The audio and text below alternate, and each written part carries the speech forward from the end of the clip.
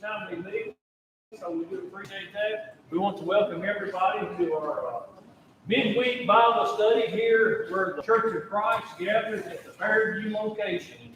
Of course, we always want to welcome those that will be viewing online or in whatever format that might be. So our off-site audience, I guess you would say. And I think that might be growing a little bit also. We do appreciate everyone in attendance, whether here or whether remotely. Okay, well, we've been studying the book of Exodus. We've been advancing or inching forward in our study concerning Hebrew history. And what I'd like to do this evening is kind of put a little bit of it together on the board for you. It will give you a little bit better insight or a way to remember at least the first two books. You know, we have our standard timeline, the way that I like to study in a chronological order. Is the Bible in chronological order? It is not. It is not. Unfortunately, it's not, but that's okay. We can work through that. So we're studying in we've already completed the book of Genesis.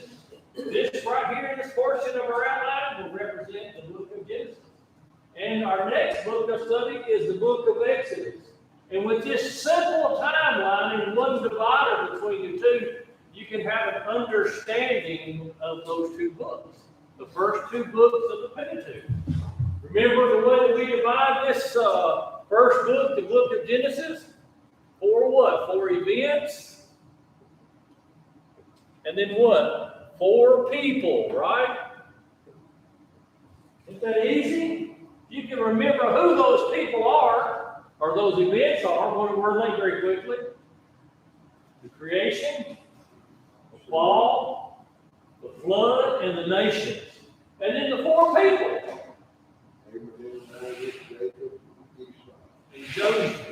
Joseph. Jacob and Esau, that comes off natural. When I say Jacob, I usually automatically say Esau. But if you can remember that simple outline, anytime you're studying or thinking or making reference to the Bible, the Old Testament, you'll have an understanding. Okay? And we can build on that. Now, here's the book of Exodus right here represented on this other side. And how many divisions do we have in it? Basically, two. We can divide it up into two.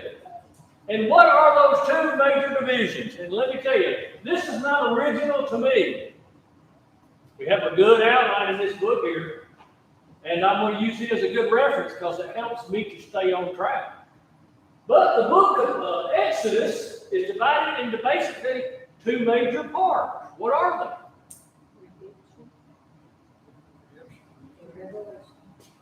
they? Redemption and revelation. Redemption and revelation. Are we studying the New Testament books, it sounds like? Those are some common themes, are they not, from the New Testament?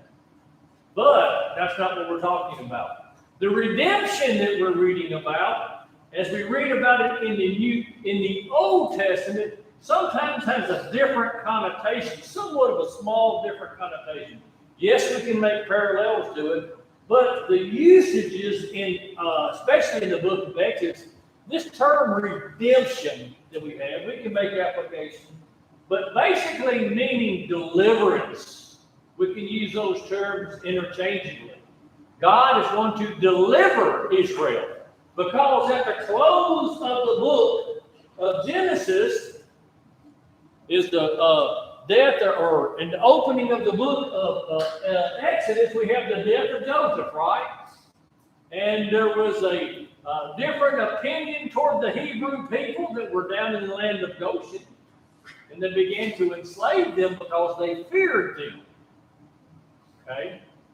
So we have redemption from the Egyptian bondage as we study the book of Exodus. Okay? And about what chapter does that division take place when we start studying the Revelation? Chapter 19. Chapter 19. Now over here is chapter 12, right? Chapter 12.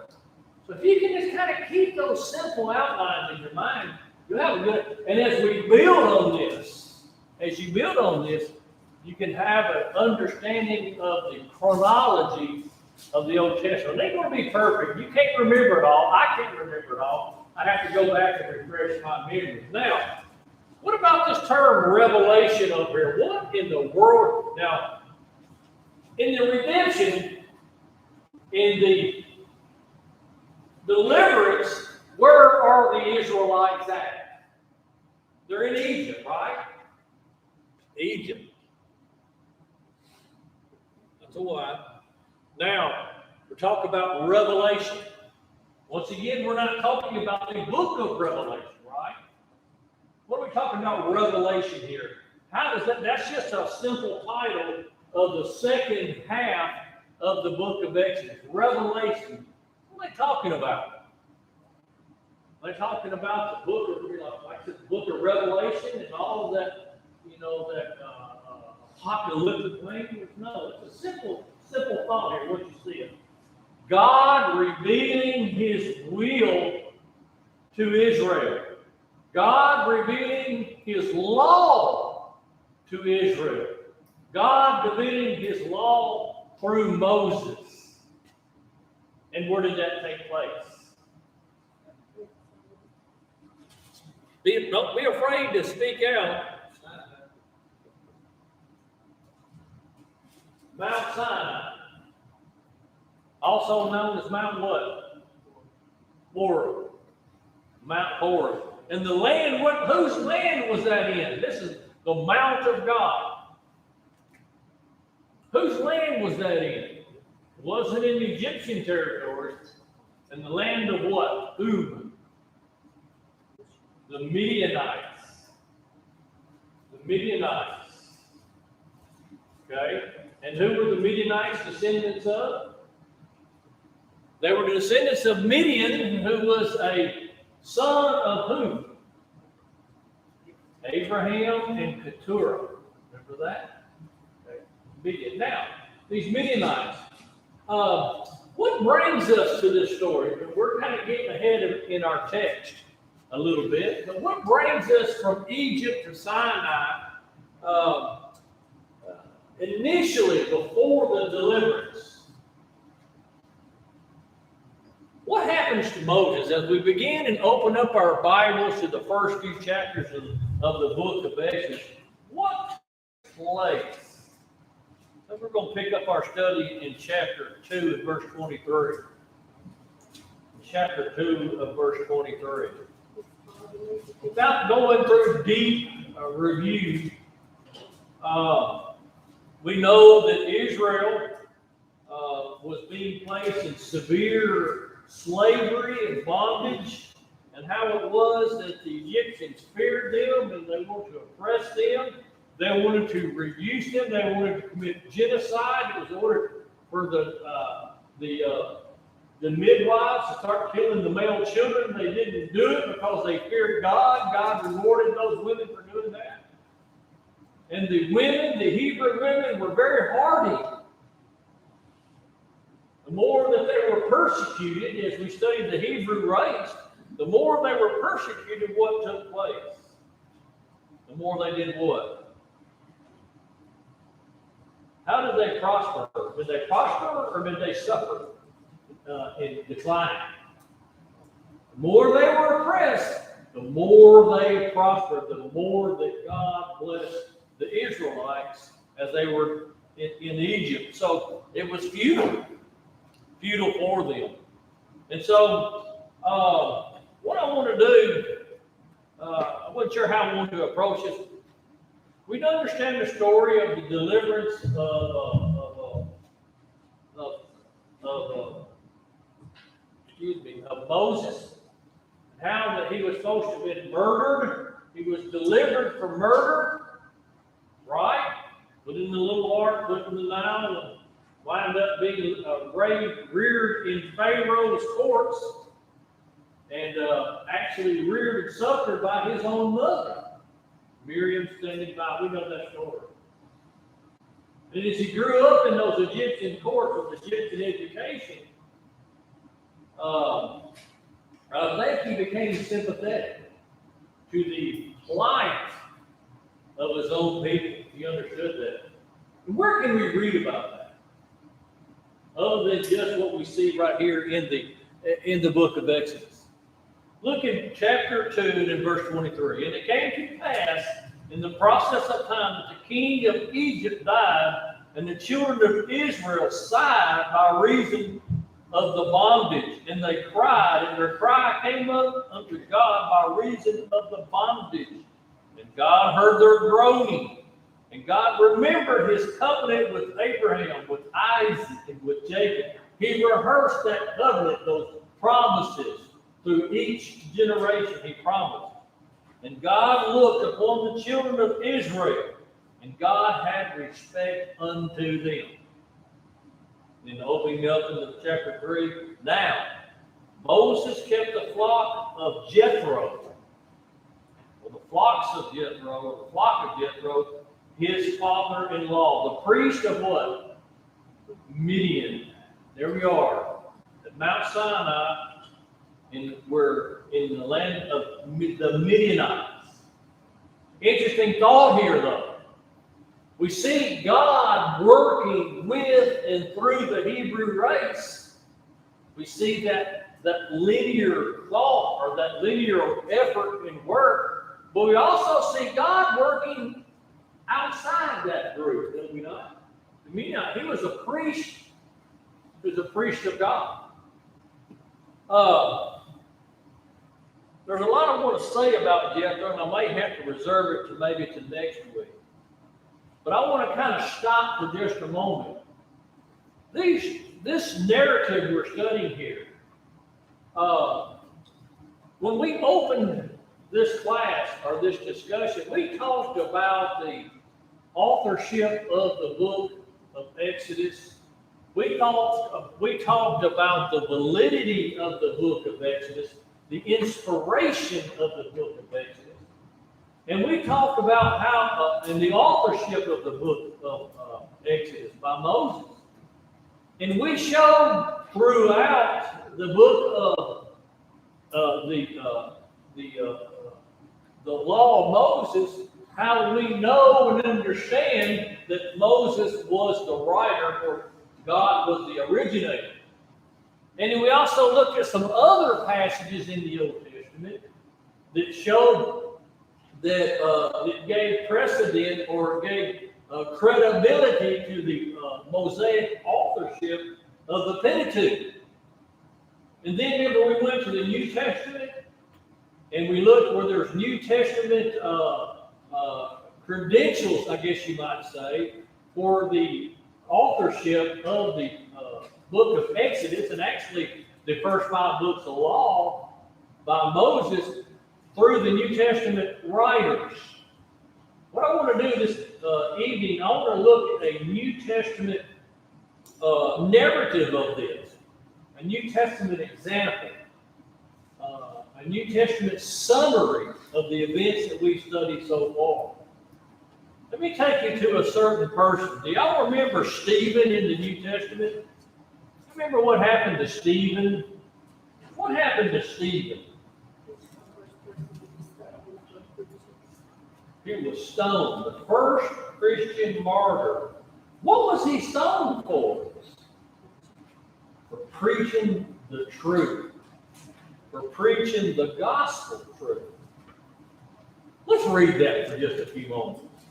Let's go and look at a New Testament, and we could say that it's a New Testament approval or a New Testament, what's the word I'm looking for? It's a proof. It's internal proof to the validity of the Old Testament scriptures, and that especially of the book of Exodus. Go to Acts chapter 7. Acts chapter 7. Here we have Stephen speaking to a bunch of the Jews in his day. Now we're jumping centuries later into the New Testament. You need to understand this and see this. The Old Testament is what? We've reviewed this a number of times. The Old Testament is the New Testament what? Concealed. And the Old Testament is the New Testament revealed. Right? You can't hardly, you can, but you can. It's very difficult to understand a lot of the things in the Old Testament without the New Testament and vice versa. Now let's go to Stephen's sermon that got him killed. We're not going to have time to go through it, but it's very applicable to what we have studied so far, and especially right here as we studied the redemption, or the what was the other term we used? Redemption, or the recovery, or the the deliverance. Man, I tell you what, it has been a long day. Long day. We're preparing for I'm preparing at the hospital for a big survey. It's a big challenge. Anyway, let's look in chapter 7, deliverance. I don't know why I couldn't think of that word. It's stuck every time. Anyway, then said the high priest, chapter 7, verse 1 of the book of Acts.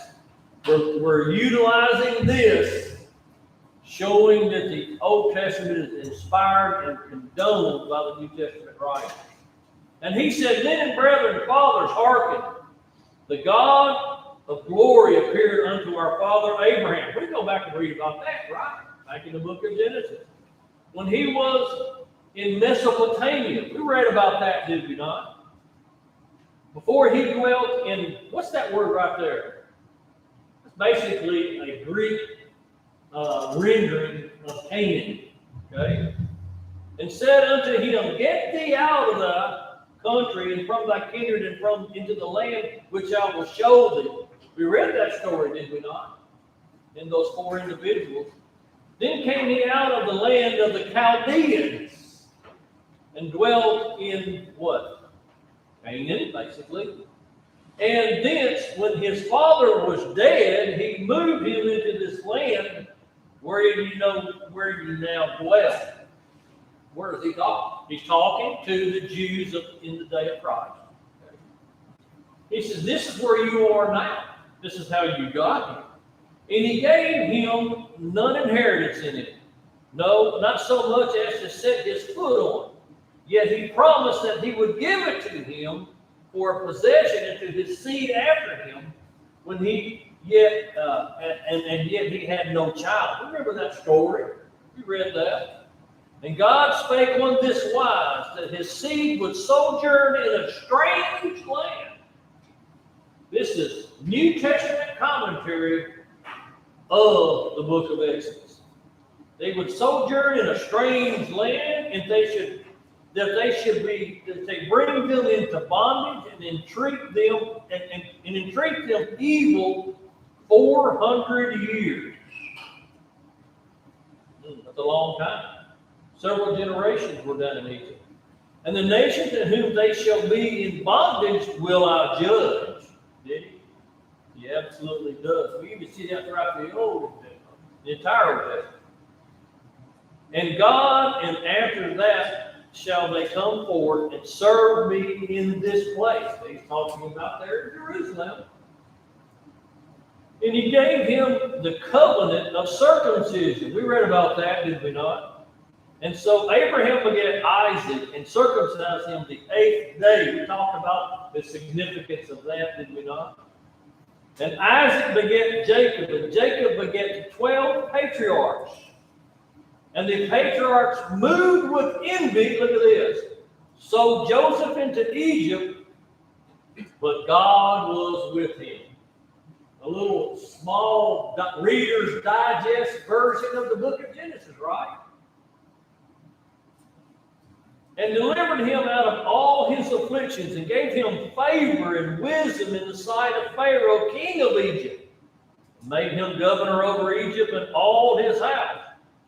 Now there came a dearth over all the land of Egypt and Canaan, and great affliction, and our fathers found no sustenance. But when Jacob heard that there was corn in Egypt, he sent out his fathers first. And at the second time Joseph was made known to his brethren, And Joseph's kindred was made known unto Pharaoh. We just revealed that story, did we not? New Testament commentary on the book of Genesis. Then sent Joseph and called his father Jacob to him, and all his kindred, 75 souls. So Jacob went down into Egypt, and he died, he and our fathers. This is Stephen speaking, okay? And were carried over into Shechem and laid in the sepulchre of Abraham, bought for the sum of money of the sons of Emor, the father of Shechem. But when the time of the promise drew nigh, which God had sworn to Abraham, the people grew and multiplied in Egypt. There's where we're at in our narrative now. Till another king arose, which knew not Joseph. Like a little mini commentary, is it not? The same dwelt suddenly with our kindred, and entreated our father, and evil entreated our fathers, so that they cast out their young children, to the end that they might not live. In which time Moses was born. Now here's some good information that we don't necessarily get out of the book of Exodus. Some background information about Moses. And in which time Moses was born and was exceedingly fair. What's that mean? He was a handsome, good-looking man, was he not? And nourished up in his father's house 3 months. A good-looking baby.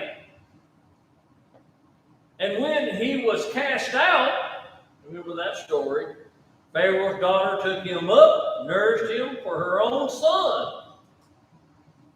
Kind of a lucky, providential hand of God right there, was it not? It looked good. That was the hand of God. Now here is some great information. And Moses was learned in all the wisdom of the Egyptians. The Egyptians were some pretty smart folks, were they not? They were pretty smart. They weren't hiding in caves and speaking grunt. They were very intelligent. We can see the evidence today. The Egyptian hieroglyphics, the pyramids, everything that they had done. A lot. I mean, we could study. Well, there's a science called Egyptology. Study everything about Egyptian, their history. It's very interesting. Very intelligent people. Anyway, Moses was learning all the wisdom of the Egyptian and was mighty in words and in deeds. You know, that's just a little small phrase right there. But he said he was mighty, he was a good speaker, or wisdom. Now later on, he says, I'm not a very good speaker, doesn't he? We'll talk about that. But indeed, he prospered. He was a true leader. And when he was full of 40 years old, it came in, now here it is. Here's what we're looking at right here. It came into his heart to visit his brethren, the children of Israel. And seeing one of them suffer wrong, he defended him and avenged him that was oppressed and smote the Egyptian. For he supposed his brethren would have understood. Did they? No. Would understood how that God by his hand would deliver them. But they understood not. And the next day he showed himself unto them as they strove, and would have set them at one again, saying, and would have set them at one again, saying, Sir, you are brethren, why do you wrong one another? But he that did his neighbor wrong thrust him away. Who made thee a ruler and judge over us? What's the answer to that? God is fixing to make them ruler and judge over them. Ruler and judge over them.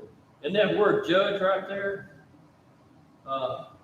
we're going to see where Jethro, priest of Midian, his father-in-law, helped him judge the people.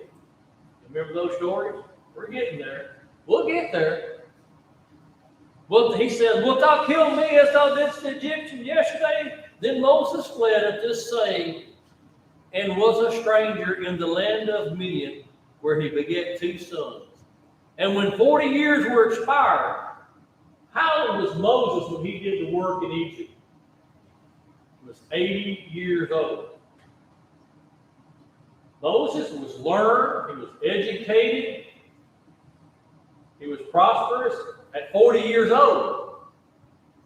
But God prepared him for another 40 years. He wasn't ready, was he? He wasn't ready as soon as he left. And when 40 years were expired, there appeared unto him in the wilderness of Mount Sinai an angel of the Lord in a flame of fire in the bush. I'm going to stop right there because we're a little bit getting ahead of ourselves in the text. But I wanted to point that passage out and show how that the New Testament gives approval and sanction to the Old Testament. And by the way, we didn't finish that sermon because at the end of that sermon, what happened to the preacher, the teacher?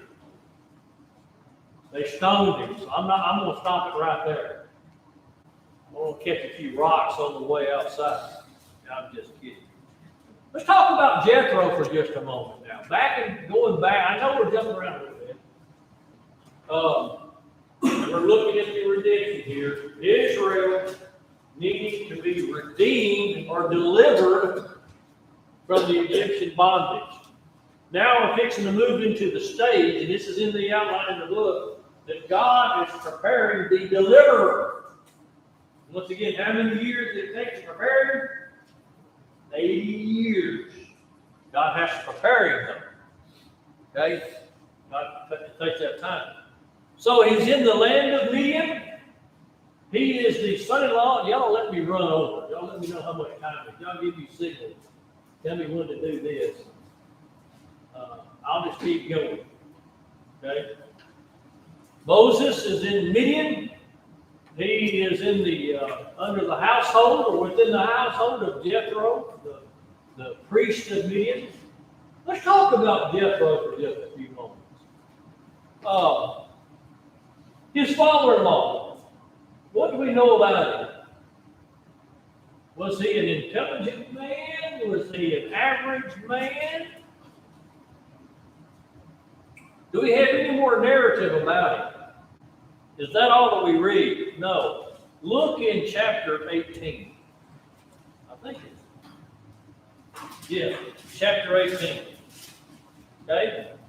This is once they've been delivered and they're going to the promised land. They're in the Sinai desert. Okay, God delivering his law. This is Moses and the entire Israelite nation. They've been brought out of Egypt. We're jumping ahead a little bit. I jump around quite a bit. But guess what? When you've got a nation of people, you've got to have government. You have to govern those people. There's going to be issues that come up. We're going to have things where we're going to have settle. We're going to need a judge or judges. Okay, in chapter 18, this is jumping ahead just a little bit. Look in there. When Jethro, the priest of Midian, Moses' father-in-law, heard all that God had done for Moses and for Israel, his people, and that the Lord had brought Israel out of Egypt, then Jethro, Moses' father-in-law, took Zipporah, Moses' wife, after he had sent her back, and his 2 sons, which he had named one Gershom, for he said, I have been an alien in a strange land. And the name of the other was Eliezer. I think I got that wrong. For the God of our father said, he was mine help and delivered me from the sword of Pharaoh. And Jethro, Moses' father-in-law, came into his son and his wife, Moses, in the wilderness. Okay, they're out in the wilderness, the Israelites are. Jethro comes to them, where he encamped at the Mount of God. And he said unto Moses, I, thy father-in-law Jethro, am come to thee, and thy wife and her 2 sons with her. And Moses went out to meet his father-in-law and did obeisance. What's that mean? Did obeisance. What does that mean? He bowed before him and kissed him. And they asked each other of their welfare, and they came into the tent. Now, I want to fast forward just a little bit. Look down in in the same chapter in verse 12. And Joseph, Moses' father-in-law, took a burnt offering. Are we still in the patriarchal age?